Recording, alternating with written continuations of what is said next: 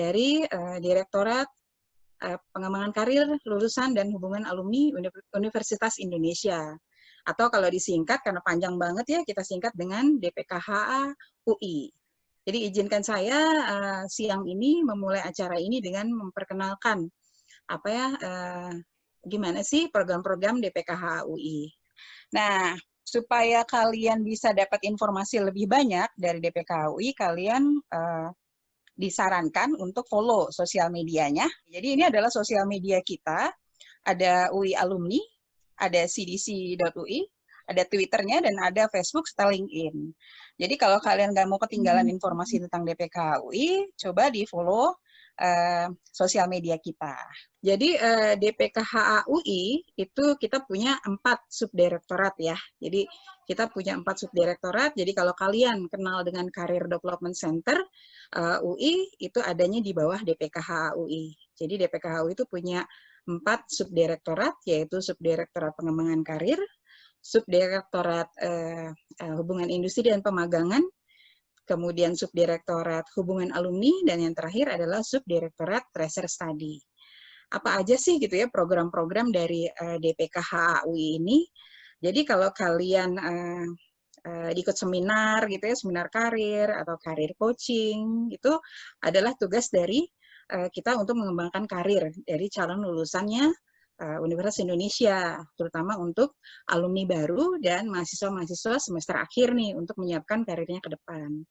Kemudian kita juga menyelenggarakan kegiatan intensif dan magang yang berkolaborasi dengan company, gitu ya. Terus kita juga merupakan subdirektorat yang punya gitu ya hubungan baik dengan alumni. Jadi kalau nanti kalian lulus dari Universitas Indonesia, kalian akan tetap gitu ya bisa keep in touch dengan kampus nih melalui hubungan alumni gitu. Oke ya. Terus kita juga melaksanakan namanya tracer study nih. Jadi namanya survei untuk kepada lulusan UI gitu ya untuk ditanya gitu tentang kepuasan mereka terhadap UI, tentang kompetensi mereka gitu ya, tentang kehidupan mereka di dunia kerja gitu. Dan kita juga punya satu misi yang sangat mulia nih ya. Jadi kita juga ditugaskan untuk sebagai direktorat yang mengumpulkan dana abadi atau disebut sebagai endowment fund Universitas Indonesia gitu. Jadi itu program-program dari DPKHA UI. Terus boleh next, Mas Mahmud. Ya, kita punya sosial media ya. Jadi punya sosial media yang harus kalian cek gitu ya, dan punya website gitu. Jadi kita punya media untuk supaya kalian tetap bisa update apa aja sih kegiatan dari DPKHA UI Universitas Indonesia. Kalian bisa cek dari website kita. Jadi kita punya 2 website, yaitu website alumni.ui.acid. Nah ini adalah website yang umum ya, yang menjelaskan tentang program-program dari DPKHA UI. Terus kalau kalian ingin cari apa tadi ya intensif dan lowongan pekerjaan, kita punya namanya job portal yaitu cdc.ui.ac.id. Jadi kalian harus kunjungin ini kalau kalian tadi berminat untuk mencari intensif atau tadi lowongan pekerjaan dari universitas dari company-company yang oke gitu. Oke, next. Kita juga punya sosial media nih ya, jadi kita mengikuti perkembangan sosial media. Kita punya Instagram, kalian harus follow semuanya nih ya, gitu ya. Jadi kita punya 4 Instagram, kita punya dari DPKHA UI, itu yang umum programnya, ada di situ. Kita juga punya Instagram khusus untuk hubungan alumni, jadi kalau kalian pengen lihat gimana sih kancahnya alumni UI gitu ya, apa aja sih kegiatan alumni, itu bisa mengikuti UI Alumni Instagramnya. Kemudian kita punya loh majalah alumni ya, jadi kalau pengen gitu ya tahu tentang alumni, terus program-programnya gitu ya, itu kita punya majalah alumni, dulu kita sebarkan, itu hard copy-nya, tapi sekarang kita punya edisi magazine-nya. Jadi kalau kalian mau download, ini free, gratis gitu ya, kalian bisa follow Instagramnya majalah alumni.ui. Dan terakhir, acara ini nih biasanya akan kita sebar melalui apa sih gitu ya. IG yang paling banyak followernya adalah IG-nya CDC UI nih gitu ya. Jadi kalau kalian pengen tahu kapan nih seminar ada lagi, terus ada internship nggak, ada karir rekrutmen nggak, itu kalian wajib follow Instagramnya CDC UI. Oke, sosial media apa lagi sih yang kita punya? Boleh next, Mas Mahmud? Ya, kita juga punya Facebook ya, gitu. Jadi pokoknya kita akan ada di media-media yang alumni dan mahasiswa UI itu punya gitu ya. Kita ada Facebook, 2 Facebook, 1 Facebook untuk Career Development Center dan 1 Facebook untuk yang tadi untuk tracer study kepada lulusan Universitas Indonesia. Oke. Kemudian apa lagi ya sosial media yang harus kalian follow? Boleh next? Ini kita dalam rangka mensosialisasikan sosial media ya, karena UI ini harus sosialisasi harus matang banget gitu ya di sosmed. Nah, Twitter nih untuk yang main Twitter gitu. Jadi kalau kalian nggak main Facebook, mainnya di Twitter, kita juga ada di Twitter ya. Jadi untuk Twitter yang paling banyak followernya itu adalah CDC UI Karir, kemudian ada alumni UI, ada juga Tracer Study, dan yang umum ada DPKH UI. Nah, kemudian next yang paling baru, kita ada di mana ya? Boleh Mas Mahmud di next? Nah, kita ada di LinkedIn gitu ya. Jadi kalau untuk yang lebih update tentang lowongan gitu ya, kita ada di LinkedIn. Kalian harus add kita gitu ya, supaya kalian ke link gitu sebagai alumni UI. Dan terakhir ada YouTube nih. Jadi kita punya YouTube, tapi YouTube namanya DPKH UI. Jadi kalau teman-teman kalian yang nggak sempat datang gitu ya, atau nggak dapat quote gitu ya, nggak dapat seat gitu untuk masuk ke webinar kita, jangan khawatir karena semuanya akan kita upload di YouTube. Jadi YouTube-nya DPKH UI. Gitu. Jadi itu ya, jadi pengantar dari saya pengen menggambarkan tentang program dari Direktorat Pengembangan Karir Lulusan dan itu Hubungan nggak ada Alumni. yang nggak aman ya, nggak ada yang Kemudian di YouTube ya, yang terakhir ini. Oke, terima kasih Mas Mahmud. Ini ringkasannya ya, jadi semuanya harus di-follow, jangan sampai nggak follow gitu ya. Mas. Ya, baik. Bismillah. Assalamualaikum warahmatullahi wabarakatuh. Selamat siang semuanya. Salam sejahtera untuk kita semua. Saya ucapkan terima kasih bagi teman-teman yang sudah hadir pada hari ini dari awal acara hingga sekarang.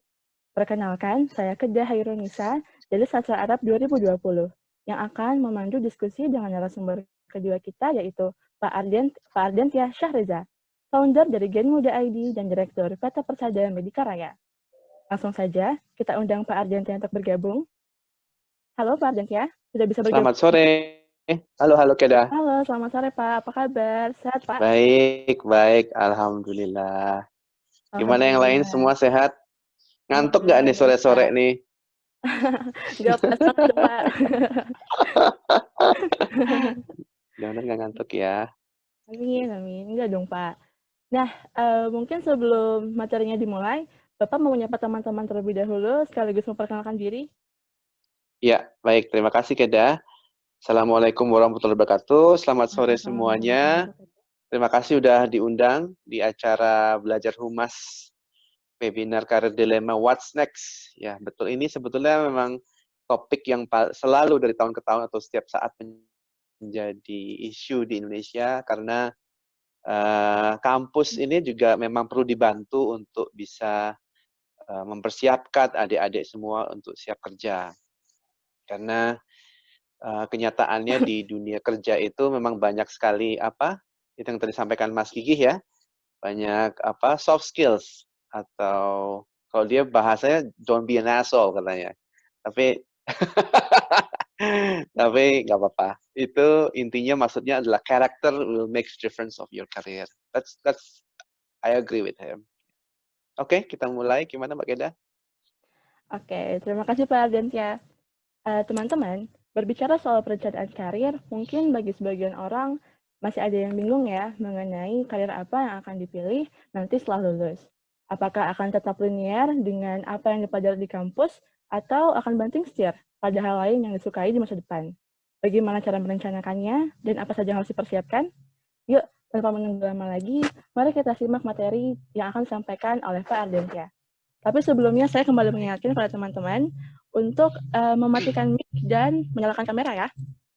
Baik, tanpa menunggu lama lagi, kepada Pak Ardentia, saya persilakan. Baik, terima kasih. Saya coba share ya. Oke. Oke, sip. Beberapa dari materi mungkin agak sedikit banyak ada kesamaan dengan apa yang disampaikan Mas Kiki, tapi akan saya coba tambahkan hal-hal yang mungkin belum disampaikan oleh beliau sehingga saling melengkapi materinya buat teman-teman semua. Oke, jadi back again, kenapa topik ini selalu menarik buat kami di Gen Muda adalah itu tadi, kita sebagai user atau sebagai company yang selalu meng-hire anak-anak muda, itu membutuhkan pemimpin-pemimpin muda yang siap kerja. Ya. Nah, siap kerja ini dari tahun ke tahun sejak saya even lulus sekian puluh tahun yang lalu, itu selalu soft skill lah yang akan di-require untuk membuat karir kita atau even starting from accepting atau interview sessions sampai Anda berkarir dan harus naik jabatan dan sampai terus jadi manajer dan seterusnya, itu selalu soft skill-nya yang justru yang diperhatikan. Nah, ini juga yang makanya saya juga tidak pernah lelah untuk menyampaikan ke adik-adik supaya semakin lama akan semakin banyak teman-teman mahasiswa ini yang jauh lebih siap kerja daripada zaman-zaman dahulu. Nah, sekilas saya 20 tahun berkarir, saya background-nya di Brawijaya University. Banyak perusahaan yang sudah saya dirikan, di marketing communication, franchise F&B, generasi muda Indonesia sendiri, dan juga ada healthcare yang sekarang kita geluti. Ini sekedar pohon bisnis kita sekarang. Ya. Ini sebetulnya sedikit aku cerita mengenai my journey. Saya nggak perlu lama-lama di sini. Sebetulnya saya cuma mau bilang bahwa being a student dimanapun Anda, dalam hal ini kan Anda sebagai anak FIB UI ya, itu always be open with anything. I think tadi yang disampaikan Mas Kiki about growth mindset, let's pick another word that kamu harus always open your mind with anything. Jadi jangan juga anggap Anda juga, ini karena gini dunia itu begitu fleksibel dan luasnya. Ya, and open opportunity for anyone to become anyone. Jadi open your mind maksudnya gini, aku anak FIB, boleh nggak tadi kan tanya apakah perlu belajar ke accounting atau keuangan? Boleh-boleh aja dong, if that drive your interest, kenapa enggak gitu. Yang penting Anda di-drive oleh ketertarikan Anda untuk bekerja. Nah, terus saya juga masih melihat di mahasiswa itu teman-teman tuh masih suka driven by your peer. Artinya karena teman-teman gitu kan, teman-teman gue begini ya gue begini gitu. Jadi nggak bother atau nggak kepengen untuk kelihatan berbeda. Which on the other way around, justru menurut saya sarankan teman-teman jangan merasa harus sama temannya. Justru you have to be different karena justru being different itu akan require sebuah keberanian untuk melakukannya, dan itu akan sangat sekali menjadi kelebihan pada saat Anda berkarir nanti. Gitu. Karena kita cari anak-anak yang berani gitu, jangan kayak nggak enak gitu. Nah itu tuh bikin susah biasanya kalau di dunia kerja ya. Jadi Anda jadi nggak akan kelihatan. Sebagai juga orang yang juga sudah berkarir terus berpengusaha sekarang bikin perusahaan dan seterusnya, itu selalu saya belajar untuk interact with people. Nah, jadi teman-teman sebaiknya kalau pada waktu di mahasiswa, siapkan diri untuk banyak-banyak berorganisasi seperti sekarang ini, mengorganisir sebuah webinar, ya, bekerja sama teman, itu akan membuat Anda terlatih untuk bisa memimpin dan mengembangkan orang lain. Karena basically that's what you need untuk have a good career dalam suatu perusahaan.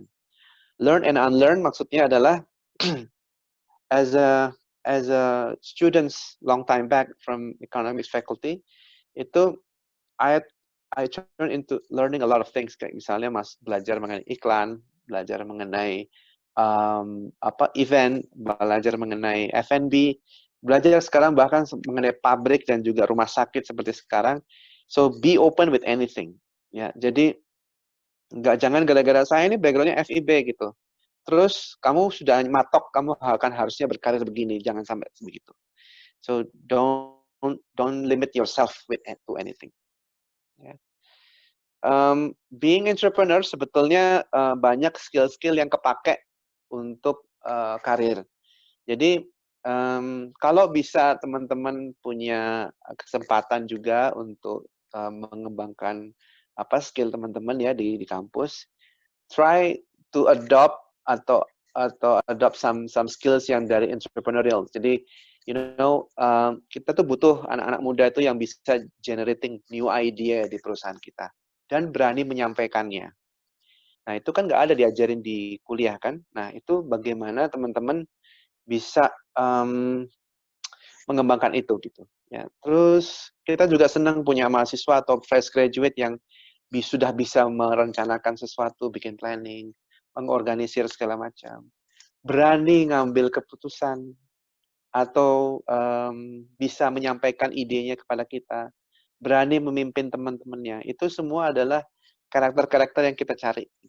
Jadi, Pak, terus bagaimana saya menyiapkan saya untuk seperti ini gitu. Nah, ini semua biasanya tuh dimulai dari organisasi kalau saya tahu ya di Indonesia itu. Kalau misalnya lebih jauh lagi adalah tentunya teman bisa beraktivitas di luar kampus juga gitu, sehingga akan lebih terbuka. So basically because I'm so interested dengan pengembangan anak-anak muda, saya bikin perusahaan namanya Gen Muda ID ini. Basically sih ini perusahaan, saya juga bingung antara perusahaan atau yayasan, tapi intinya sih saya pengembangkan anak-anak muda sebisa kami lah intinya. So this is what I do. We made road shows kemana-mana, ke kampus-kampus. Tapi sekarang sudah susah karena COVID kan. Jadi so aku nggak bisa keliling lagi pakai webinar aja. Nah, ini kalau tidak salah tadi sudah disampaikan oleh Mas Gigih kan, mengenai tadi salah satu contoh beliau menyampaikan mengenai professions, what you are good at and what you are paid of. Artinya keahlian Anda dan juga Anda akan dibayar berapa, itu jadi profesi. That's right. Tapi as a whole dimensions, sebetulnya teman-teman kalau mau cari karir, pertama-tama sebelum hal-hal lain yang ingin Anda kembangkan, coba kenali dirimu dulu. Ya, kenali dirimu dulu. Kalau kita mahasiswa gimana Pak? Saya juga nggak tahu saya ini good at what gitu. Dan saya juga nggak tahu what I love to do juga gitu. Nah, ini memang perlu proses dan teman-teman ini bisa pakai diagram ini untuk mengisi your type of ikigai ini gitu. Jadi bisa contoh gini ya bagi mahasiswa gitu. Of course mungkin teman-teman akan tahu aku suka apa ya, kan karena ada pengalaman di organisasi. Oh, aku suka mengorganisir, aku suka jadi MC, aku suka komunikasi. So walaupun keliru-keliru nggak ada masalah, tapi try to write down everything yang Anda memang tertarik gitu ya. Terus kemudian what you are good at itu bisa dibantu dengan pada waktu Anda bekerja, terus Anda tanya sama sahabat Anda atau teman Anda, menurut kamu, kamu akan lebih percaya aku tuh ngerjain yang mana? Oh, kamu kan bagusnya di sini. Mendingan kamu ngerjain ini aja, ini aja, ini aja, ini aja. Nah, itu juga jadi bahan buat teman-teman kira-kira akan punya tulisan, oh, I'm good at this. The rest of it, about what the world needs, atau kamu bisa can be paid for, itu don't worry about it. Nanti bisa minta tolong sama mentor-mentor. Jadi harus cari mentor juga. Pak, trennya ke depan seperti apa sih? Which aku nanti di slides ini, di acara ini juga aku coba akan share. Terus what you can be paid for itu juga banyak sebetulnya pekerjaan-pekerjaan yang dibayar tinggi. Ya tadi sebenarnya Mas Gigi bilang mengenai multinationals atau international companies atau startup ya banyak. So coba try to use this slides untuk Anda memahami diri Anda seperti apa.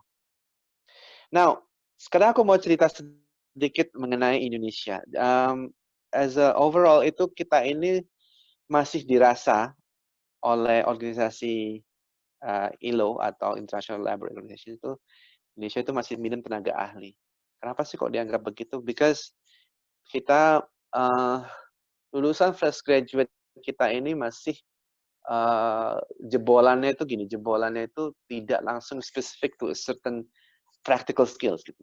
Makanya negara kan sekarang lagi mengetekahkan vokasi atau pendidikan politeknik atau vokasi. Artinya gini, ya udah mendingan lu belajar aja sesuatu yang very specific dan itu langsung bisa kerja. Misalnya ada untuk memilih mau specific skill apa yang mau Anda pelajari, mulainya dari mana? Of course, mulainya dari aku sukanya apa ya gitu.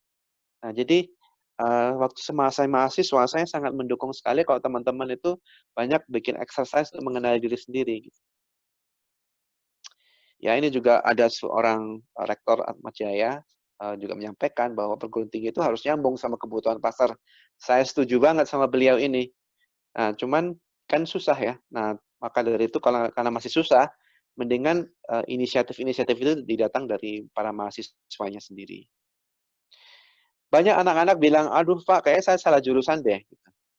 Belum tentu juga itu juga akan mengganggu. Don't worry about it. So, yang saya sarankan kalau bila you feel about that, fokus aja finding out what you like gitu. Finding out what you love to do. Makanya banyak aja waktu kamu orang tuh kalau hidup every morning, apa sih yang akan drive you untuk mau bangun pagi dan kamu akan melakukan itu kira-kira find out apa yang passionate buat kamu. Nah, itu coba kamu tulis gitu. Namanya juga lagi mengenai diri sendiri. Jadi ditulis aja apa aja yang kamu passionate about. So now let's find your dream job. Again, saya sampaikan bahwa to do so, Anda harus know yourself dulu. Nah, makanya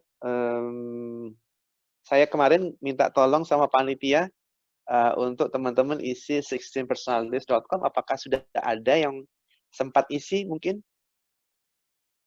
Anyway, kalau sudah, coba enjoy that process gitu. Enjoy aja tuh itu si 16 personalities itu. Saya aja masih udah umur kepala 4 itu masih enjoying using this. Emangnya gue ini kayak apa sih sebetulnya gitu. Itu apalagi yang muda-muda gitu ya. Yang muda-muda akan sangat sekali membutuhkan ini. Contoh nih di ENFJ itu adalah orang yang people lovers, yang selalu energetik, ya, suka berkomunikasi. Nah, itu cocoknya di bidang jurnalistik atau advertising kayak gitu-gitu. Atau Anda seorang ISTJ yang atas tuh. Ada seorang hard workers tapi orangnya itu introvert. Jadi dia akan jago di angka, accountant atau audit ya. Atau hal-hal yang dia bekerja sendiri gitu. Nah, kayak gini kan membantu gitu buat kita sendiri. Sebenarnya gue kayak apa sih gitu. So you can try this websites and find out about yourself. Oke. Ya, ini saya nggak perlu jelasin. Nanti teman-teman bisa belajar sendiri ya. Ya, auditor atau mau jadi sales atau Anda orangnya senang di healthcare. So, I don't know, itu Anda bisa coba sendiri.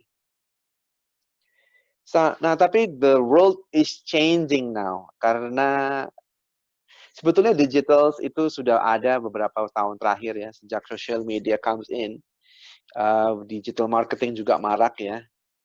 Nah, sekarang makin berubah gitu gara-gara COVID gitu. Kita aja sekarang berseminar nggak perlu ketemu. Saya lagi duduk di mana gitu ya, Anda di mana, kita ketemuan, kita berinteraksi gitu. Dan it's okay for us. Ini akan jadi suatu new habit yang akan kita. Nah, tapi ini kita pakai Zoom, pikiran produk dari Amerika. Why we're not making our own? Seorang Indonesian anak-anak muda Indonesia bikin sendiri platform dari Indonesia, for example. Kenapa kita selalu always jadi user aja gitu? Nah, kayak gitu-gitu tuh sebetulnya saya cuma mau bilang bahwa in the future automation atau digital ini akan sangat-sangat mendominasi kehidupan kita. This is a slide aku share pada waktu saya prestasi atas nama Kadin. Gampang aja saya mau sampaikan di slide ini buat teman-teman. Yang tadi kan kita bahas kan apa sih kebutuhan dunia di depan itu Pak, gitu kan? Tadi kan ada di slide Ikigai tadi itu. Nah, perhatikan di 6 faktor ini. Pertama adalah dengan adanya COVID-19, maka sekarang semua orang lagi very anxious atau very worry about the health protocols. Jadi vaksin dan segala macam itu sangat ditunggu. Ya. Nah, dalam kondisi itu menciptakan mobilisasi antar negara juga terbatas. Contohnya sekarang barang-barang import susah masuk ke negara kita. Begitu juga kita kalau misalnya mau beli sesuatu barang dari Cina itu susah. Kita juga mau ekspor juga ya bisa-bisa nggak bisa gitu ya. Jadi ini mulai ada egoisme egosentris masing-masing negara untuk bisa mandiri. Nah, Indonesia ada bagian negara yang sering import gitu ya. Nah, ini juga perlu diperhatikan kira-kira barang apa yang kita sering import. Mungkin di industri itu kita bisa berkarir karena negara lagi getol-getolnya mendorong untuk produksi dalam negeri. Produksi dalam negeri juga nggak harus betul-betul orang Indonesia, tapi juga mengundang investor asing untuk masuk, terus kita bisa kerja di situ. Contoh katanya kan, Tesla betul-betul mau bikin di sini, Hyundai kalau nggak salah mau bikin electric car di Jabodetabek kalau nggak salah. So something like that itu Anda juga harus bisa lihat. Loh, kalau gitu gue bisa berperan apa ya di sebuah public electric car misalnya gitu. Should I be in accounting? Should I be the salesman? Should I be the manufacturers? Atau should I be the planner? Nah, atau should be the HR? Nah, itu semuanya teman-teman harus mulai belajar untuk ngelihat keluar. Digitalisasi itu akan sangat kencang, jadi dari manapun teman-teman, I don't care Anda background-nya apa aja, tapi I just share with you bahwa digitalisasi itu bisa digeluti oleh siapapun. Nggak harus yang background-nya teknologi. Kalau bisa kita juga berkolaborasi sama anak yang bisa programming, tapi kita mungkin bisa masuk ke sebagai orang-orang yang punya entrepreneurial misalnya gitu. So this is what happened dalam secara makroekonomi. Terus secara bisnis gitu ya, di bisnis-bisnis kita yang akan ke depan nih, ini ada 4 hal yang perlu diperhatikan. Sekarang, semua restoran contohnya akan menerapkan safety protocols, izin, terus nggak mau banyak orang, terus low touch, artinya gini, kalau semakin banyak e-payment ya, e-payment, terus kemudian layanan-layanan yang tidak usah pakai cuman digital based. Low mobility artinya orang juga mulai tidak saling berkeliling-keliling. Mereka tuh lebih banyak di rumah, kantor, atau supermarket. Itu. Sekolah aja anak-anak itu juga masih di rumah kan. So, kira-kira ada peluang apa nih buat kita ya kalau untuk kita bisa berpartisipasi di ekonomi Indonesia gitu. Nah, ini teman-teman harus lihat dari sini juga. So, I'm gonna skip this sama seperti yang tadi. Nah, gig jobs. Gig jobs ini perlu diperhatikan teman-teman. Whatever your background is, digital work atau kerja work at home atau anything work yang freelancing. Gig jobs itu maksudnya apa? Ada yang tahu nggak? Gig jobs itu maksudnya dia kerja, nggak perlu 9 to 5, tapi dia kerja di rumah, freelancing gitu. Dia bisa, misalnya dia seorang legal drafter misalnya gitu. Dia bisa bikin kontrak buat orang, tapi dia nggak harus kerja di kantor manapun, dia kerja di rumah, terus dia kirim, terus dia dibayar. Atau dia seorang programmer, dia bikin, terus dia dibayar. So, ini mulai orang itu mencari freelancer-freelancer seperti ini yang tidak perlu, karena gini, company ini masalahnya juga lagi tidak optimis terhadap situasi. Jadi dia kadang-kadang hanya meng-hire orang, karyawan yang penting-penting aja. Beberapa fungsi-fungsi yang bisa di-outsource akan di-outsource-kan. Nah, ini juga suatu pilihan pekerjaan yang bisa dilihat dari teman-teman kalau misalnya kepengen kerja yang lebih bebas misalnya gitu. Ya. So, dalam dunia yang sudah berkembang seperti ini, banyak banget skill-skill yang perlu teman-teman tambahin. Ini sih slides yang aku paling suka sih sebetulnya. Ini dikeluarkan dari World Economic Forum. Walaupun ini sudah 2020, tapi ini masih sangat relevan banget buat kita semua. Dan aku put it in my shoes kalau aku mau rekrut anak-anak baru gitu ya. Aku nomor 1 gitu. Aku suka banget kalau misalnya anak-anaknya itu kamu dulu pada waktu di mahasiswa ngerjain apa? Oh, aku bikin planning ini, Pak. Saya bikin sebuah acara, saya rancang karena ada kebutuhan ini. Jadi dia anaknya adalah seorang problem solver atau creating a new idea. Nah, itu adalah apa kalau kita ada currency-nya ya, nilai rupiahnya yang paling tinggi itu nomor 1 itu yang paling besar. Karena kita ini kan lagi perusahaan lagi jalan ya. Selama ini punya administrasi yang seperti itu. Nah, perusahaan lagi menghadapi banyak perubahan di luar. Nah, kita ini butuh anak-anak baru itu yang bisa kasih tahu saya, Pak, kenapa kok nggak bikin begini aja? Kenapa kok nggak bikin begitu aja? Itu jadi skill-skill seperti itu akan sangat-sangat kita cari gitu untuk dari anak baru. Kenapa Pak? Kami kan hanya fresh grade. Jangan salah. Karena kamu fresh graduate, kamu belum terkontaminasi sama kultur di perusahaan saya. Saya ini lagi mau berubah. Nah, kamu jadi dong agen perubahan saya. Gitu. Jadi, anak fresh grade not necessarily selalu di bawah banget nilainya, tapi justru dia itu jadi darah segar buat para pengusaha. Gitu. Ya. The rest of it adalah critical thinking, kreativitas, ya, bisa manage people. Nah, 10 skill ini aja apa ya ada di mata kuliah? Nggak ada kan? Jadi jangan membatasi diri kita gitu. Oh, I cannot be that gitu karena aku nggak punya background itu. Nah, santai aja. As long as Anda mau belajar, you can be anything. You know? Saya sih orangnya lebih terbuka gitu. Nggak harus juga punya background sesuatu untuk become anyone. Asalkan Anda mau mendalami bidang-bidang tertentu dan dipelajari benar, Anda bisa jadi pelajar otodidak dan bisa jadi sukses juga gitu. Ya, ini saya skip aja biar cepat waktunya katanya pendek. Nah, ini aku cuma mau bilang bahwa critical thinking, social skills, dan IT skills itu yang sangat dibutuhkan oleh dunia kerja di masa depan ya. Nggak usah masa depan, sekarang juga udah sih. Kayak misalnya kami di hospitals gitu, kami pasti cari anak-anak yang bisa memimpin, anak-anak yang selalu mau kasih ide baru, dan juga dia punya wawasan sedikit mengenai IT gitu. Nah, itu akan menjadi suatu nilai plus yang besar sekali buat kita. So, I'm gonna skip this. Ini contoh di hospital kita ya, sekilas aja, bahwa 9 skills yang kita cari dari seorang fresh graduate gitu. Walaupun kita carinya kan medical atau medical staff gitu ya, sama juga yang non-medical staff. Tapi basically semuanya itu masalahnya sama. Satu, anak-anak baru itu biasanya malas bertanya. Anak baru itu juga takut gitu. Anak baru itu apalagi ya,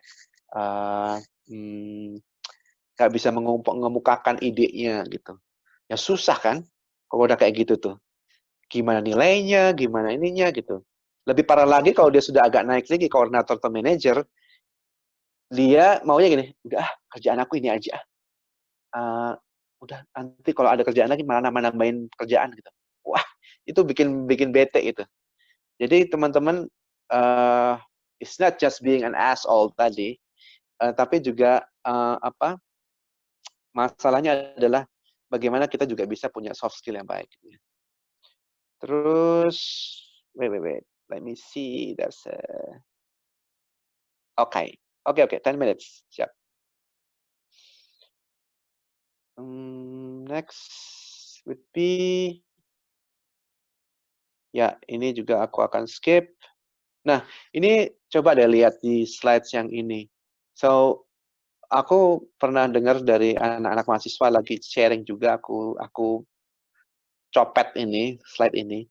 So, di Eropa, di North America, dan makin benua yang lain, kurang lebih kan hampir sama tuh, data analysis, IT, ya, entrepreneurship, software engineer, gitu-gitu. Jadi, banyak pekerjaan-pekerjaan yang sangat technology based gitu. Nah, ini dan juga data analysis gitu. Nah, ini mungkin teman-teman ada yang ingin menjadi itu atau mungkin menjadi seorang publisher atau communicator yang terserah juga. Gitu. Oke, aku akan skip this supaya waktunya juga cukup.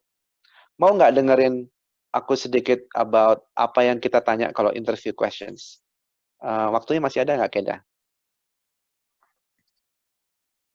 Mohon maaf Pak, waktunya tinggal sedikit lagi Pak. Oke, ya udah. Kalau gitu, kita skip aja ya. Oke. Oke, basically sih kalau kita mau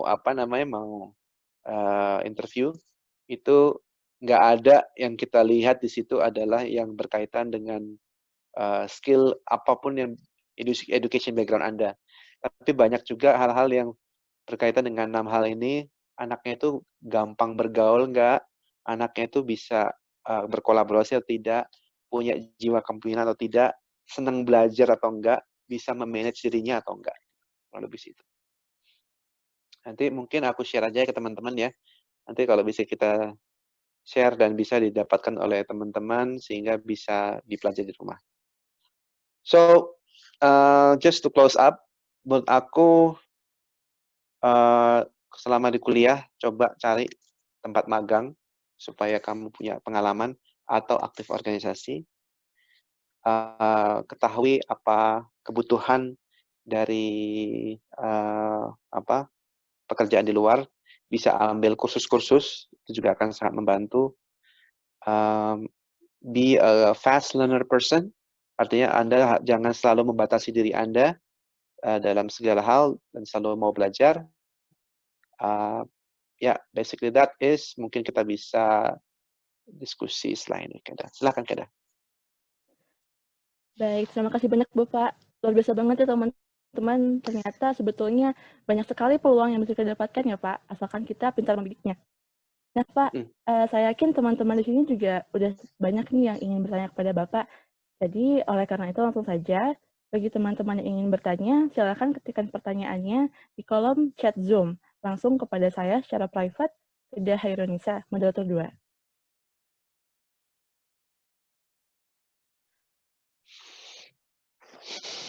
Biasanya apa sih kendala-kendala atau kekhawatiran teman-teman dalam karir nih? Mungkin bisa, Keda bisa share sambil nunggu pertanyaan. Iya, kalau saya mungkin lebih ke kira-kira apa yang saya mau ini linear nggak ya dengan jurusan saya, atau di masa depan nanti kira-kira saya mampu bersaing dengan orang-orang lain nggak ya? Gitu sih, Pak. Ya, tadi ya, yang pertama jangan melimit bahwa background saya sesuai atau tidak gitu. Biasanya sih makanya supaya mengimbangi atas background dengan keinginan kita mau karir apa, itu mendingan banyakin pengalaman lewat organisasi yang mendukung seperti skill-skill yang emang kamu sukain gitu. Supaya nanti karena gini, pada waktu kita ngecek CV itu misalnya lulusan FIB gitu, UI gitu ya. Wah, keren di UI-nya dulu gitu. Tapi kok FIB apa ya? Kamu bisanya apa? Pertanyaan yang kedua untuk nanya itu pasti, kamu waktu di kampus ngerjain apa aja sih gitu. Nah, jadi itu membuka peluang bagi siapapun kalau sudah tahu passion-nya apa, dia tinggal mengaplikasikannya di dalam suatu organisasi gitu. Jadi itu sih bisa membantu untuk menambah kompetensi kamu gitu. Terima kasih banyak, Pak. Ya, Pak, ini juga udah ada pertanyaan yang masuk dari Adis Fadila dari Institut Seni Budaya Indonesia Bandung. Mau tanya, bagaimana pandangan Pak Ardiansyah kalau kuliah kita sekarang berantakan demi bisnis yang besar di bidang kesehatan, terutama pembangunan klinik di beberapa daerah di Jawa Barat. Sedangkan kuliah saya antropologi budaya. Bagaimana tuh, Pak? Nggak apa-apa. Tapi yang penting, ini siapa yang nanya namanya nih? Namanya Adis Fadila. Adis Fadila, oke. Mbak Adis Fadila, yang paling penting menurut saya yang tadi saya sampaikan, kenali dulu sebenarnya kamu maunya apa sih gitu.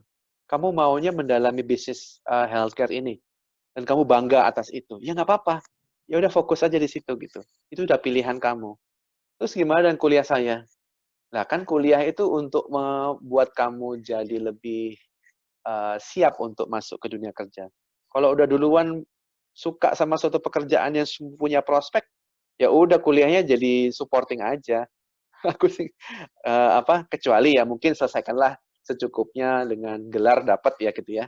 Tapi kalau sudah menemukan apa yang disenangi, just focus on it.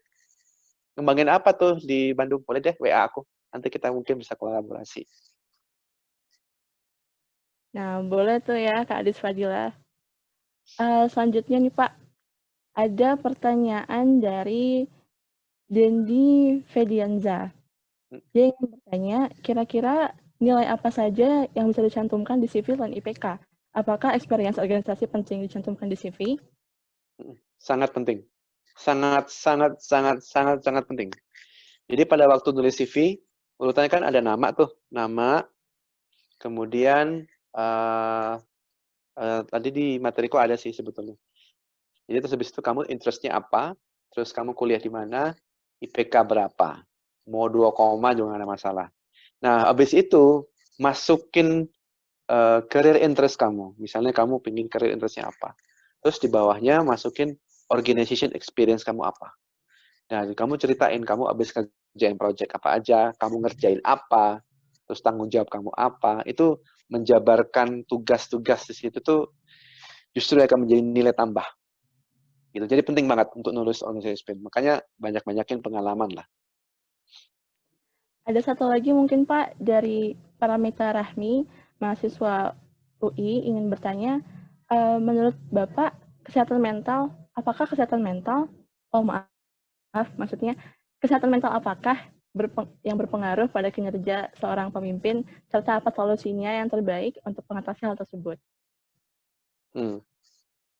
Pemimpin itu is born to be alone dan kesepian gitu, di sendirian gitu. Jadi lama-lama juga nanti terbiasa sendiri. Kita nih memang harus sendirian gitu. Tapi so to stay being a good leader berarti kita ini harus punya teman ngobrol ya. Jadi makanya kalau saya itu biasanya caranya adalah punya komunitas sesama CEO atau pengusaha yang lain. Terus kita sharing-sharing, kamu gimana usahamu? Usaha apalah? Oh iya, aku juga susah nih. Terus lu ngapain gitu? Jadi kayak sharing-sharing gitu lah. Jadi untuk kesehatan mental sebetulnya sih punya teman aja lah untuk diskusi dan selalu mau dengerin orang. Biasanya sih kita juga akan baik-baik aja. Oke, baik. Terima kasih, Pak. Sangat mencerahkan sekali ya, teman-teman, jawaban dari Pak Ardentia. Semoga jawaban tadi bisa ikut menjawab pertanyaan kita semua mengenai perencanaan karir di masa depan ya.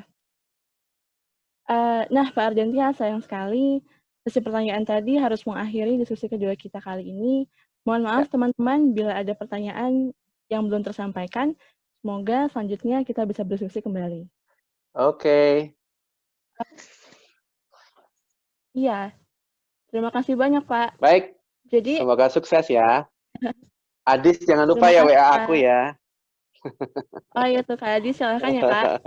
Oke, good luck guys. Terima kasih Pak. Sekali lagi, saya ucapkan terima kasih kepada semuanya. Mohon maaf apabila ada kesalahan. Untuk selanjutnya akan saya serahkan kepada Kak Lestari sebagai moderator ketiga. Untuk Kak Lestari, saya persilakan. Assalamualaikum warahmatullahi wabarakatuh. Waalaikumsalam warahmatullahi wabarakatuh. Terima kasih Kedah atas kesempatan yang diberikan untuk saya. Selamat sore semuanya, salam sejahtera bagi kita semua. Perkenalkan, saya Lestari, mahasiswi Prodi Perancis 2019.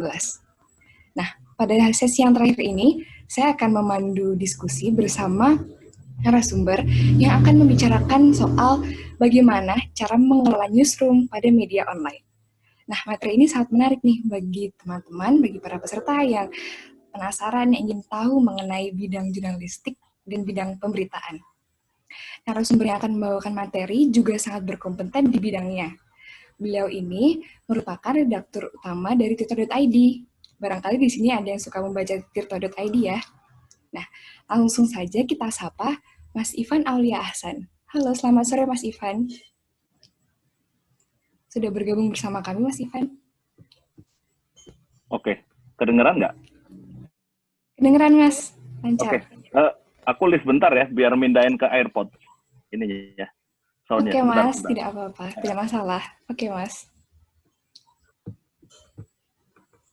Baik, sambil menunggu, mungkin ada yang ingin mempersiapkan pertanyaan untuk nantinya.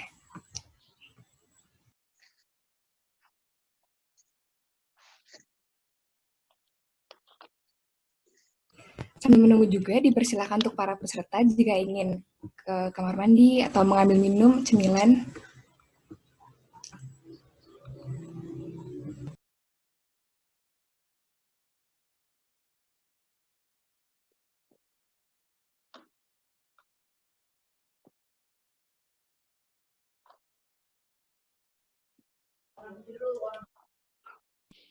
Oh ya, sekadar mengingatkan untuk para peserta, nanti jangan langsung keluar dari grup WA karena e-sertifikat pun akan dibagikan di grup WA.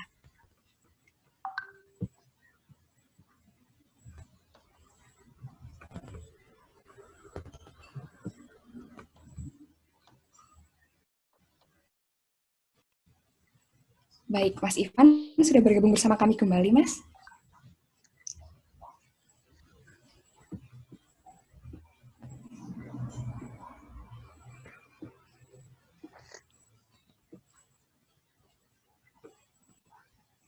Halo, Mas Ivan, bisa mendengar suara saya?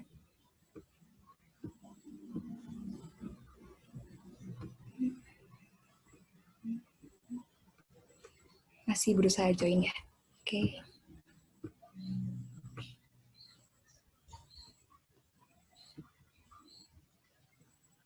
Halo? Halo, Mas Ivan. Ya, kedengaran? Sudah, Mas, sudah terdengar lancar. Oke, maaf Baik. ya. Kendala Iya, nggak teknis apa-apa, bentar. Mas. Assalamualaikum warahmatullahi wabarakatuh. Assalamualaikum warahmatullahi Selamat wabarakatuh. sore teman-teman. Pertama saya mengucapkan terima kasih kepada pengurus BEM FIBUI ya. Zaman saya namanya Senat FIBUI. Juga kepada panitia yang sudah mengundang saya untuk berbicara di acara ini. Salam kenal semuanya. Saya Ivan Aulia Ahsan. Saya dulu kuliah di jurusan sejarah ya di FIBUI. Saya masuk tahun 2004 dan lulus tahun 2010. Jadi saya menghabiskan jatah maksimal untuk berkuliah di UI selama 12 semester. Tapi ini jangan ditiru, ya. Tidak baik. Oke. Saya sehari-hari bekerja di tirto.id sebagai redaktur utama.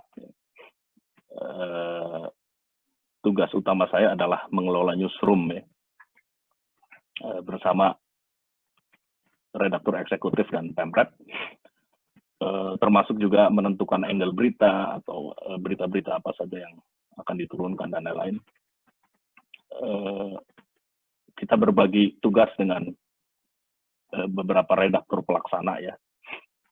Setelah ada, yaitu susunan di media lah, rumit kalau diterangin. Kalian pelajari sendiri. Nah,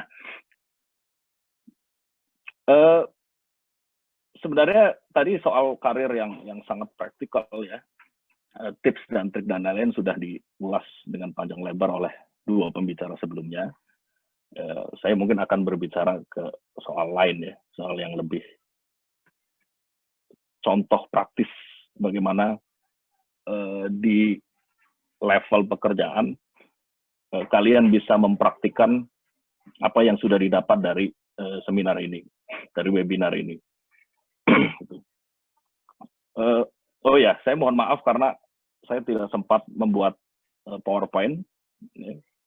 Saya ada sebenarnya PowerPoint lama, tapi udahlah, janganlah, lebih baik jangan. Kita ngobrol-ngobrol saja biar lebih enak ya. Karena kadang-kadang presentasi pakai PowerPoint, saya seperti tidak punya power dan tidak punya poin. Ya. Jadi kita ngobrol-ngobrol aja lah. Gini, saya akan berbagi pengalaman ya, bagaimana saya dulu kuliah di FIBUI seperti teman-teman yang panitia hadir di sini ya. Dan kemudian bagaimana ilmu yang didapat itu bisa diaplikasikan ke dunia kerja. Karena problemnya begini, jurusan-jurusan di FIBUI adalah jurusan yang sebenarnya tidak dipersiapkan untuk lapangan pekerjaan yang praktis. Jadi tidak vokasional sebenarnya. Ya, kecuali dulu waktu saya masih kuliah ada diploma ya, ada program diploma yang memang sangat vokasional yang sekarang dipindah ke vokasi. Tapi saya nggak tahu ya bagaimana kurikulum hari ini. Di zaman kurikulum saya, misalnya program studi Prancis, kan, dalam kurikulumnya ditujukan untuk mencetak sarjana-sarjana yang memahami studi-studi Prancis. Jadi dia diharapkan akan menjadi ahli Prancis. program studi filsafat. Tujuan adalah secara garis besar lulusannya diharapkan akan menjadi thinker, akan menjadi para pemikir. Lulusan jurusan sejarah juga sangat tidak praktis, ya. Karena ilmu-ilmu yang kalian pelajari adalah the so-called ilmu-ilmu murni, ya. Jadi sangat tidak vokasional, sangat tidak ramah lapangan pekerjaan. Nah,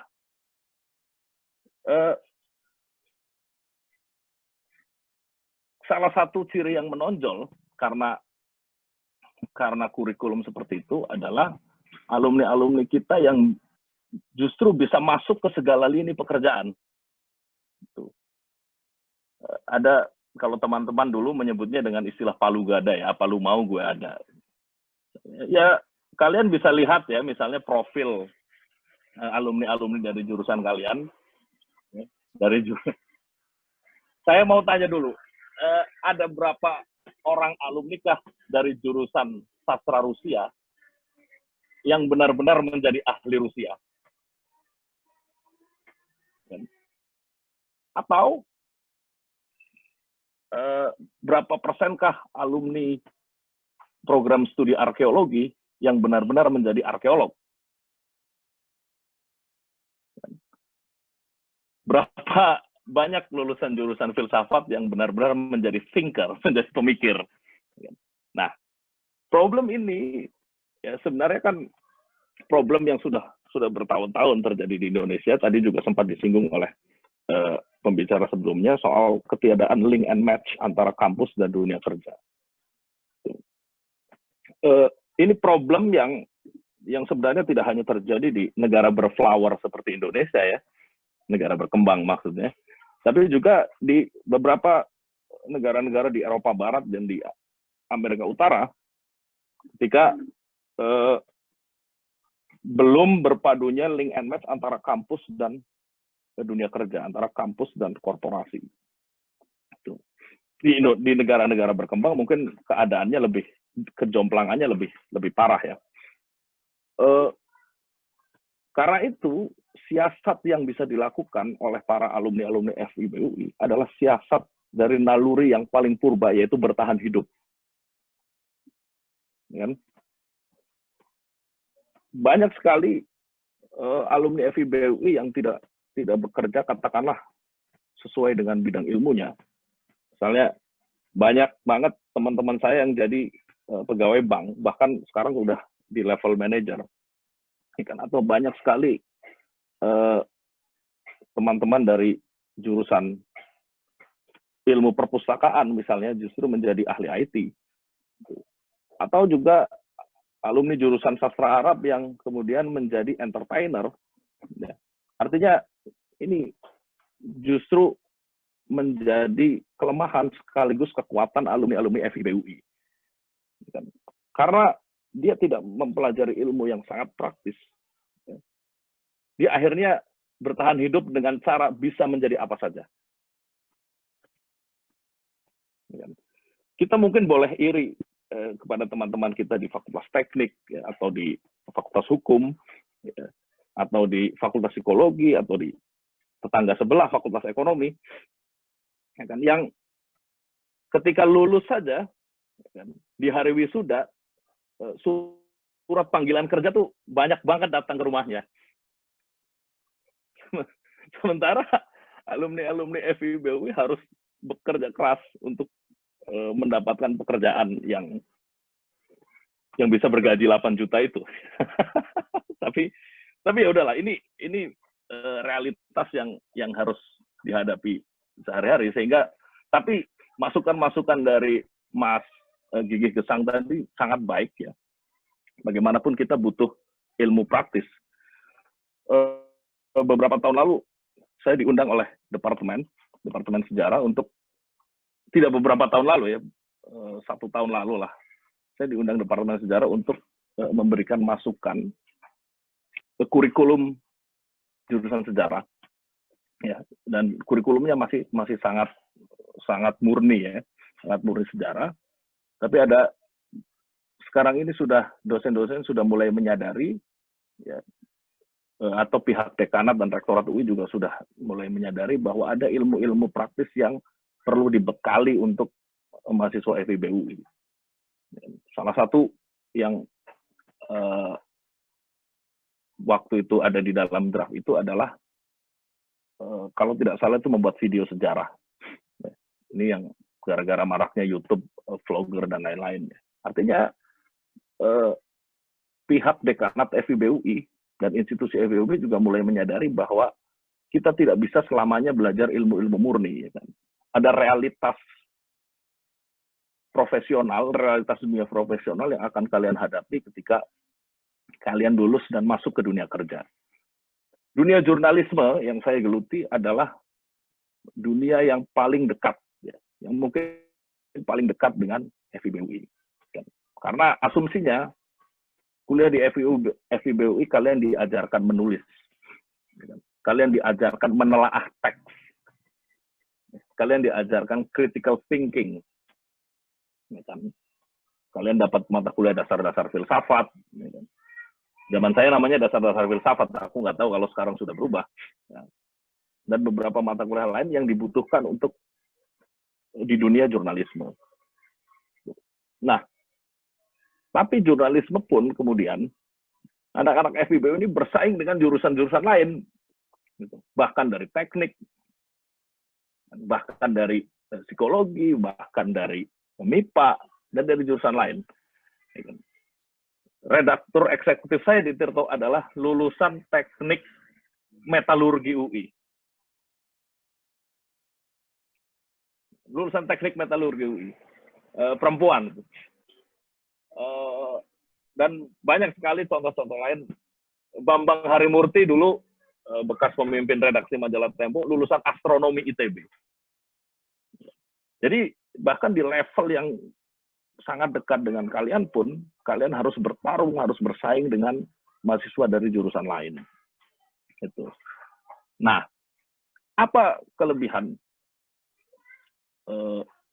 alumnus FIB UI dibandingkan dengan jurusan lain jika bekerja di dunia jurnalistik? Yaitu paling mendasar, salah satunya adalah kemampuan menulis. Itu.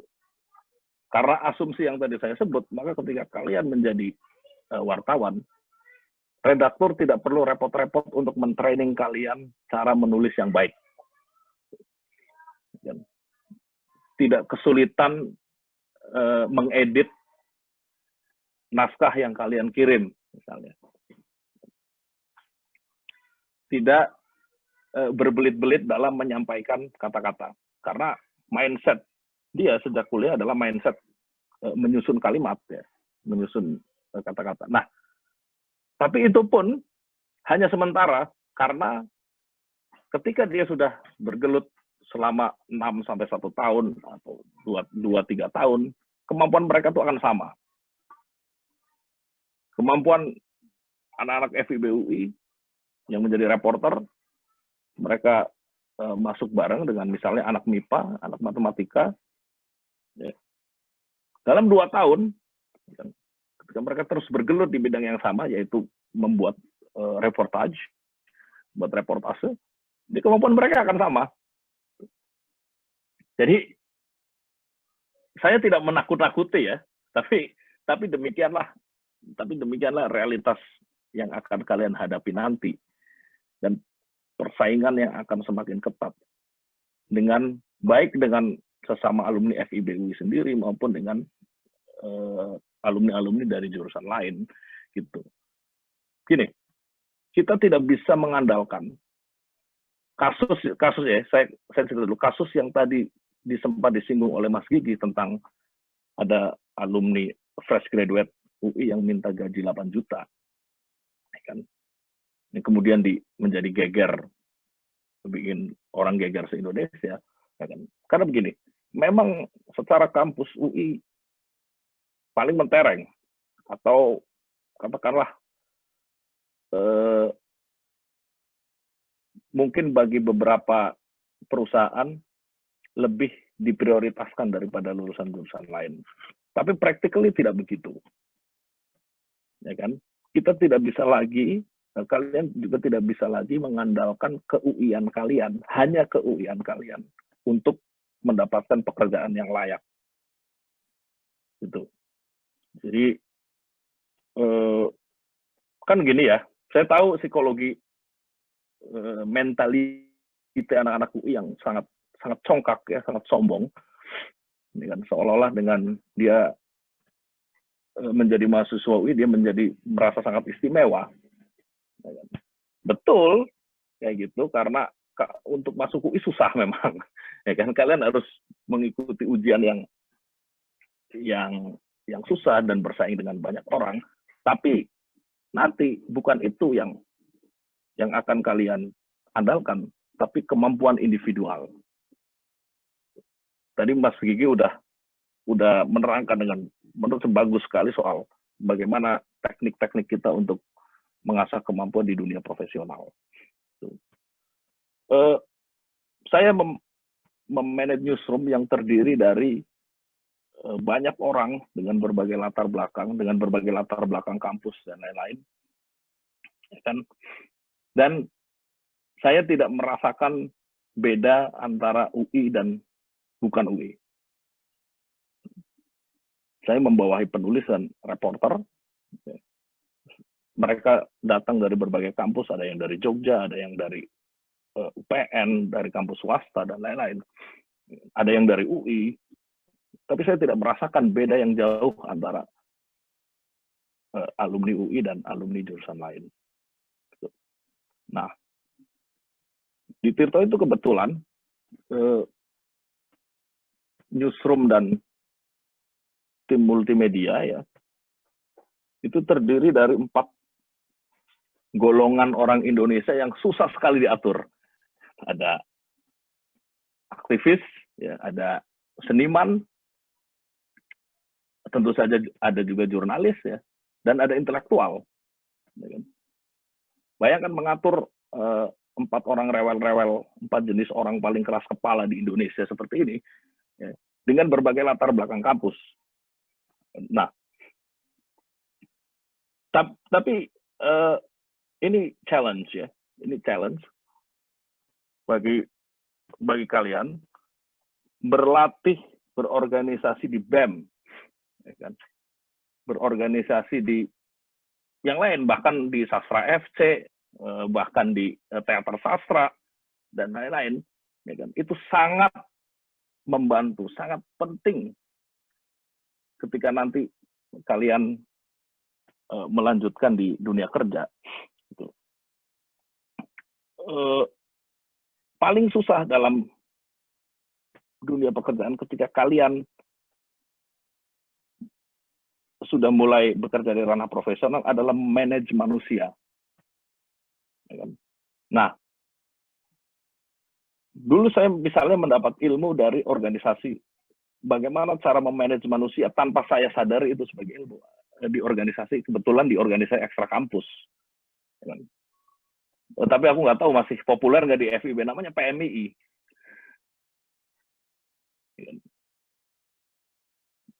Sepertinya sudah jarang terdengar, Mas. Nah, ya, alhamdulillah. Nah, yang tanpa saya sadari itu adalah pengalaman untuk memanage manusia. Karena itu salah satu hal yang paling sulit dilakukan di dalam hidup ini adalah memanage manusia. Apalagi memanage manusia dengan yang terdiri dari 4 golongan paling keras kepala itu. Nah, ini realitas yang harus Anda hadapi nanti ya, di dunia kerja. Nah, problem berikutnya dari mahasiswa FIB UI adalah mereka terlalu fanatik dengan ilmunya. Nah, jadi begini. Ada orang-orang yang keras kepala bahwa gue anak sastra, ya. Gue anak filsafat, gitu. Gue anak Prancis, gue anak Jerman, gue anak sejarah, gue anak arkeo dan lain-lain. Dan itu ada mentalitas yang akan menghambat mereka di dunia profesional. ketika mereka fanatikus, sangat fanatik dengan disiplin ilmunya masing-masing, dan boleh dia sangat fanatik kalau dia sangat ahli. Ya kan? Tapi yang dari satu angkatan kalian misalnya, berapa orang sih yang, atau berapa persen sih yang jadi benar-benar ahli di bidang ilmunya masing-masing? Sangat sedikit. Ya kan? Tapi berapa orang yang sangat fanatik terhadap ilmunya? Banyak sekali. Nah, ini saya ngomong berdasarkan pengalaman ya. Mungkin sekarang sudah berubah, saya sangat senang. 14 tahun lalu saya menghadapi situasi seperti itu. Ada perasaan-perasaan fasistik terhadap jurusan masing-masing, dan itu tidak akan masuk kalau kalian nanti sampai di dunia profesional. Gitu. Nah, aku kasih contoh di bagaimana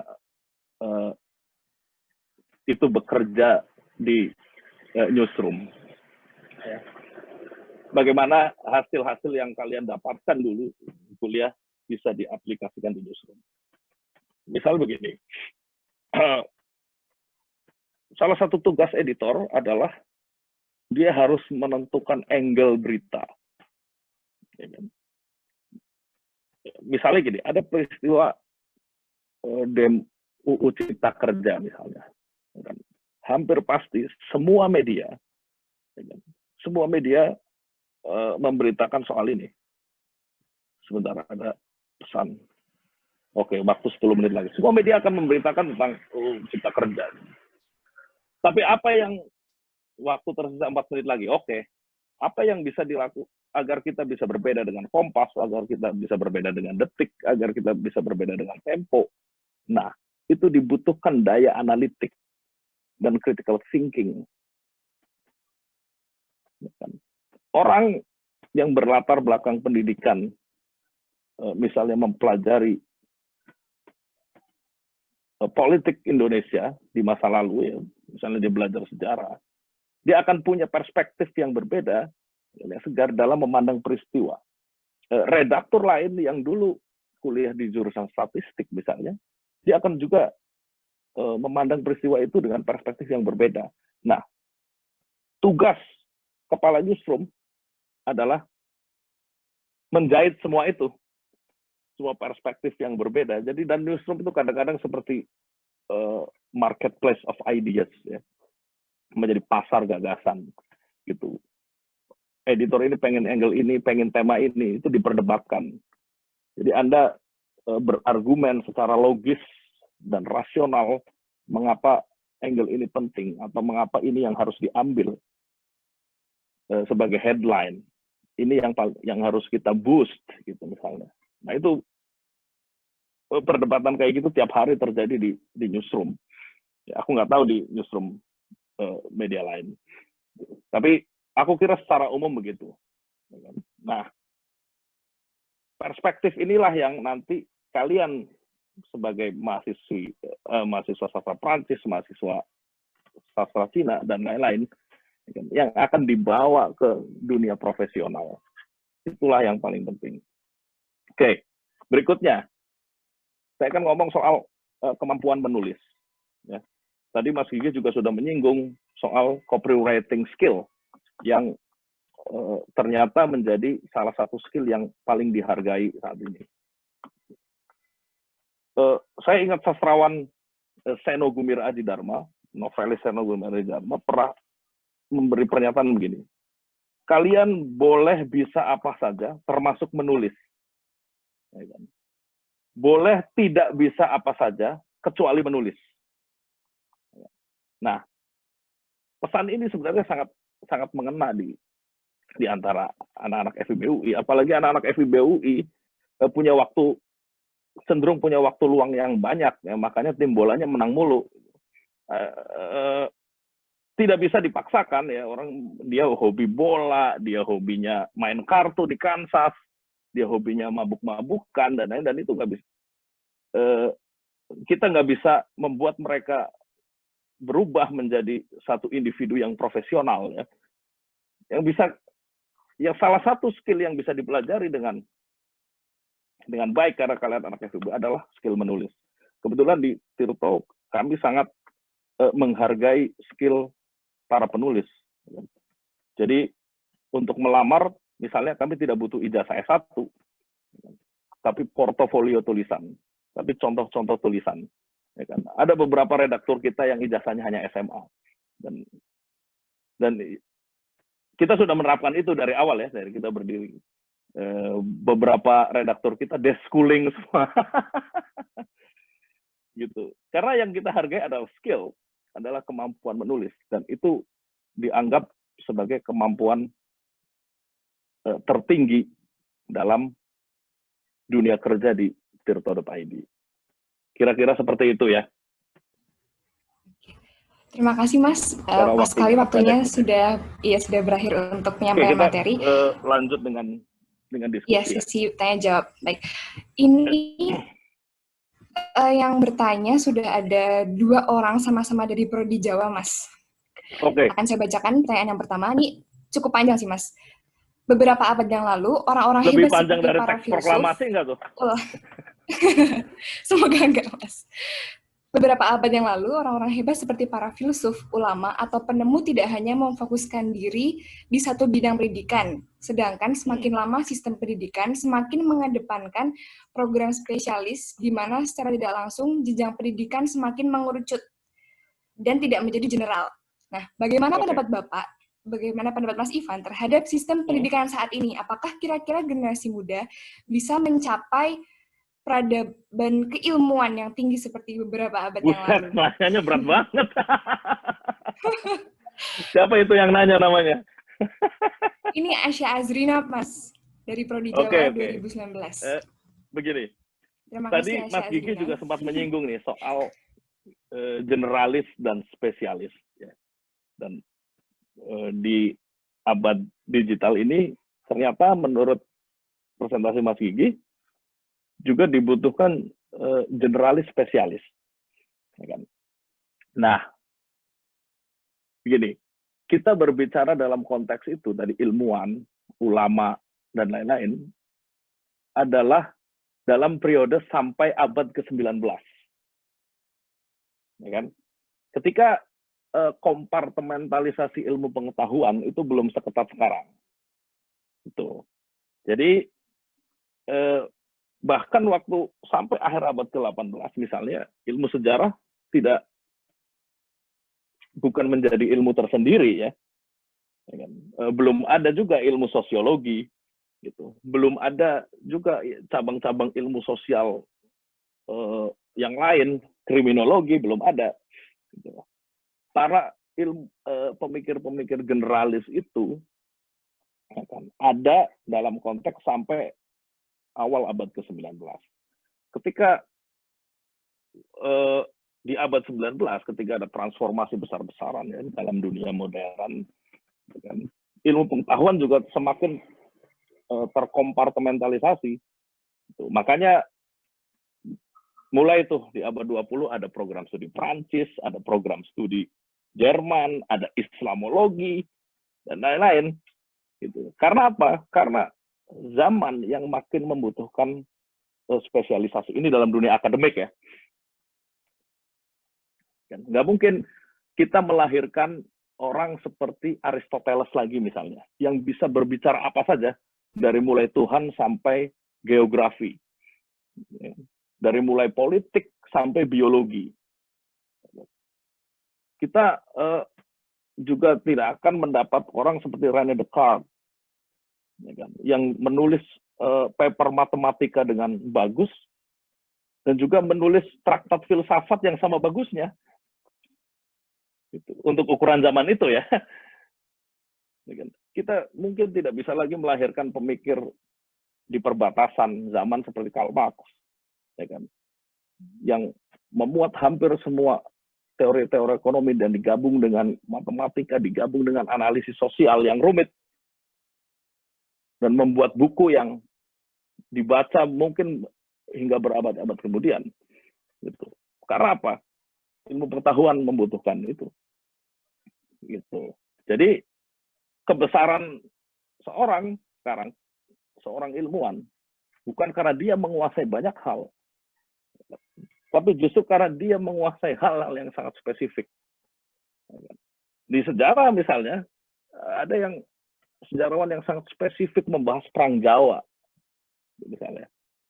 Dia belajar lain, tapi keahlian dia diasah dalam Perang Jawa. Cuma 5 tahun periodenya, 1825 sampai 1830 misalnya. Ada yang seperti itu. Di program studi Prancis misalnya, dan ada yang secara spesifik hanya mempelajari puisi-puisi Baudelaire misalnya. Seumur hidup dia hanya mempelajari puisi-puisi Baudelaire. Nah, karena begitulah perkembangan ilmu pengetahuan. Dari ada konteks zaman. Kalau ngomong cerita soal generalisasi dan spesialisasi. Oke, Mas, terima kasih. Silakan. Semoga menjawab ya, Asya Azrina. Pertanyaan selanjutnya, Mas, ini masih dari salah satu mahasiswa Prodi Sastra Jawa. Nah, saya ingin bertanya, Mas, mengenai background pendidikan. Dikatakan background pendidikan tidak menjamin pekerjaan kita, namun dengan menggunakan insting bertahan hidup. Nah, bagaimana kita mengasah insting bertahan hidup kita? Bagus ini, Mas, Kalian harus... pertanyaannya. Ya, ini menarik ini. Ini sangat pertanyaan yang paling bagus sejak awal. Nah, kalian, jadi gini, hukum evolusi, hukum dasar evolusi adalah bertahan hidup. Semua makhluk hidup, dari bakteri, dari virus corona sampai spesies yang paling rumit seperti primata seperti kita ya. Insting dasar mereka bertahan hidup. Nah, problemnya seberapa jauh kita bisa bertahan hidup dan seberapa lama kita bisa bertahan hidup dalam kondisi yang paling memprihatinkan. Nah, nanti kan ada hukum lainnya tuh di dalam konsep evolusi makhluk hidup ya. Tapi saya kira begini ya. Ini aku mau cerita lucu nih. Jadi di antara teman-teman saya melihat yang paling bisa bertahan hidup, yang insting bertahan hidupnya paling tajam adalah mereka yang berasal dari daerah dan miskin. Nah, di FIB kan banyak kelas menengah Jakarta ya, yang kalau pulang ya tinggal pulang, mau duit habis ya tinggal pulang ke rumah, tinggal makan orang tua. Tapi bayangin aja teman-teman kita yang datang dari Menjobo Kudus itu misalnya, ya kan, yang kirimannya mungkin zaman saya cuma 300.000 sebulan, dia harus bertahan hidup di Jakarta. Apa yang dia lakukan? Dia insting bertahan hidup. Dia bekerja, ya kan, dia mengerjakan apa saja, ya kan, ngajar, bikinin paper temennya. Ada teman saya juga yang jadi kuli gitu, dan lain-lain apa yang bisa mereka pelajari. Nah, kalau kalian dari anak kelas menengah dan orang tua kalian mampu, ya insting bertahan hidupnya beda juga, karena problem yang dihadapi kan berbeda. Misalnya karena mereka punya privilege, ya, anak-anak kelas menengah Jakarta ini, dia bertahan hidupnya apa? Dia bertarung dengan mentalitas, dengan kesehatan mental, dengan kondisi mental. Itu sebenarnya insting alamiah untuk bertahan hidup. Kalau untuk anak-anak dari daerah yang miskin, bertahan hidupnya bukan kesehatan mental, tapi kesehatan perut. Nah, kamu melatih diri di skill yang kamu senangi. Misalnya kamu senang main game, kamu main game aja terus. Tekuni itu game. Kamu suka main sepak bola, ya tekuni aja. Gitu. Nah, itu juga salah satu cara terbaik untuk melatih bertahan hidup. Ada banyak cara yang bisa kalian temukan. Ini nggak ada rumus yang pasti sebenarnya. Untuk kalian pasti punya akan secara alamiah akan terasa insting tersebut. Nah, makanya begini, ada beberapa orang yang punya privilege untuk memilih karirnya. Seperti yang tadi disampaikan Mas Gigi, dia punya privilege untuk, gue pengen nyari kerja yang gaji sekian, gue fresh graduate, udah punya kemampuan gaji sekian, dan lain. Tapi ingat juga, ada beberapa kali teman-teman kalian juga yang mahasiswa juga yang tidak punya privilege bahkan untuk memilih karirnya. Saya mengajar di sebuah universitas swasta di Jakarta Pusat, namanya Universitas Nahdlatul Ulama, itu kampus punya NU, baru 5 tahun. Saya mengajar kelas malam, dan saya memang sengaja untuk mengambil jam malam, karena pagi saya bekerja ya di Tirto. Nah, di kelas itu isinya karyawan. Bahkan kalau misalnya pengertian karyawan sangat keren, isinya buruh.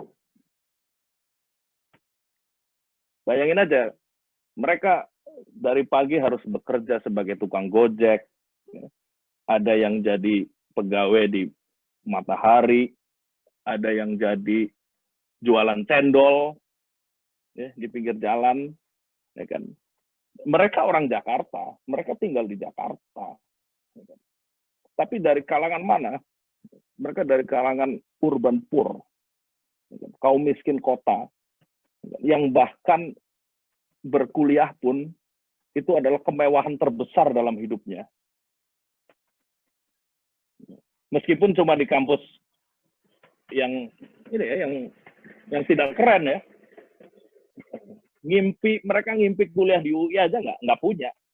Imajinasi mereka tentang karir apa dan nggak punya. Tuh. Yang mereka tahu, mereka lulus SMA, mereka harus nyari duit seadanya dengan skill pas-pasan, ya kan. Kemudian ada kampus yang SPP-nya murah, mereka bisa kuliah. Gitu. Mereka kuliah malam-malam, dari pagi sampai sore udah nguras tenaga kan. Di malam hari mereka kuliah. Jadi ini benar-benar working class ya. Marx bilang ini proletariat yang tidak punya privilege bahkan untuk memilih karir sendiri, bahkan untuk berimajinasi tentang karir aja enggak. Berimajinasi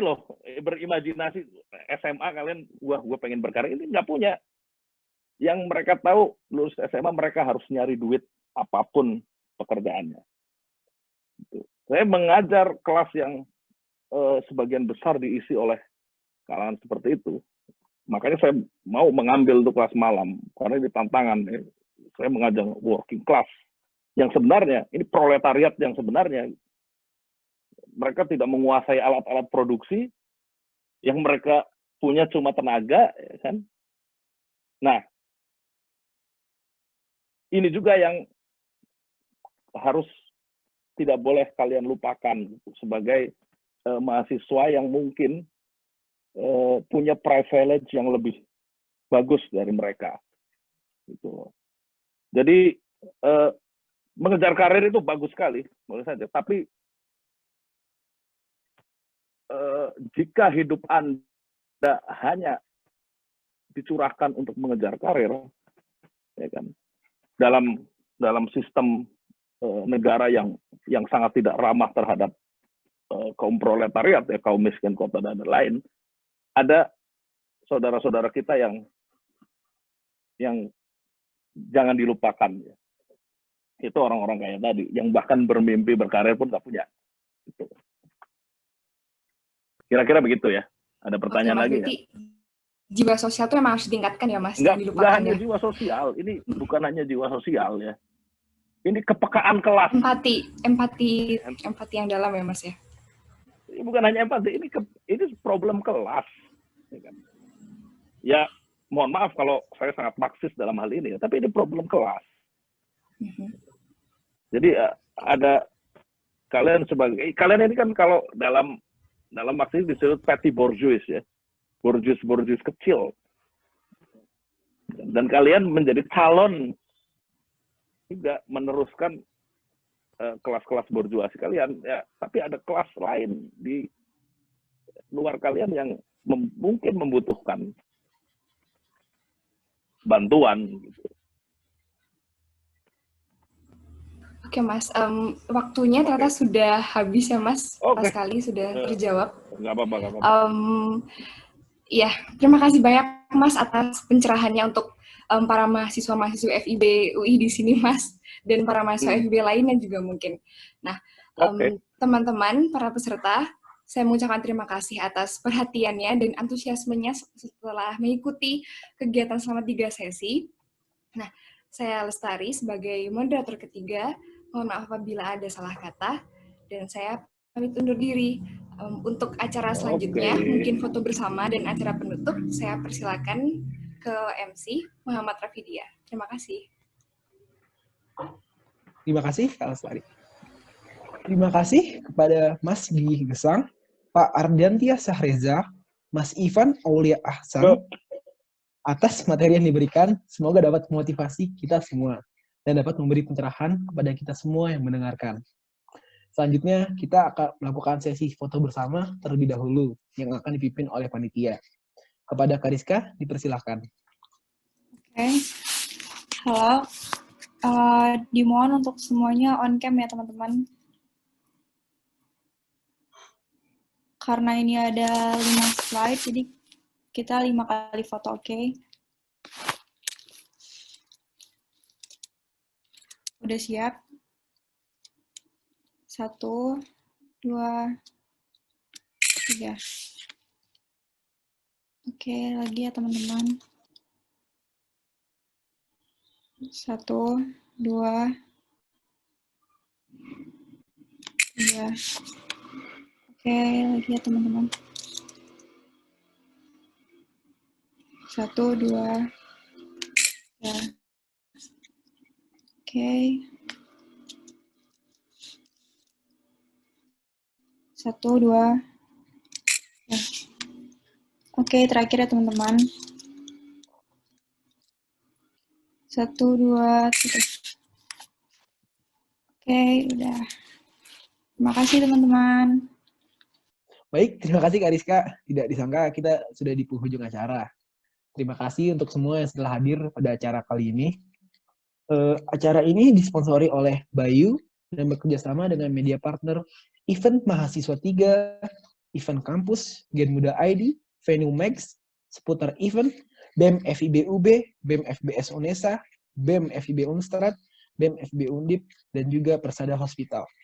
Kepada para peserta, diharapkan untuk mengisi data yang diberikan di grup WhatsApp setelah acara selesai. Karena seluruh peserta yang hadir hingga akhir akan mendapat bingkisan yang akan dikirim ke rumah masing-masing. Kita juga akan memberi hadiah 10 GB bagi yang sudah memiliki kartu Bayu. Untuk 5 orang yang mengupload IG feed tentang acara pada hari ini pada hashtag Bayu X BEM FIBUB, hashtag semuanya semaunya. Terima kasih. Saya Rafid selaku Master of Ceremony. Mohon maaf apabila terdapat salah kata. Saya pamit undur diri. Terima kasih. Wassalamualaikum warahmatullahi wabarakatuh. Waalaikumsalam warahmatullahi wabarakatuh. Terima kasih semuanya. Terima kasih Pak Ivan. Terima kasih Mas Ivan. Terima kasih Mas dan Pak Andrea tadi. Terima kasih semuanya udah datang ke ALE. Terima kasih Kak. Terima kasih. Terima kasih. Terima kasih semuanya.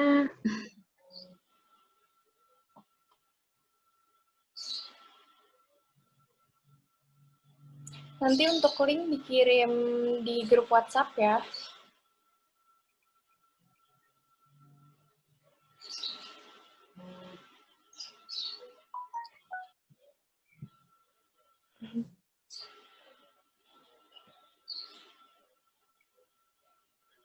Dadah semuanya.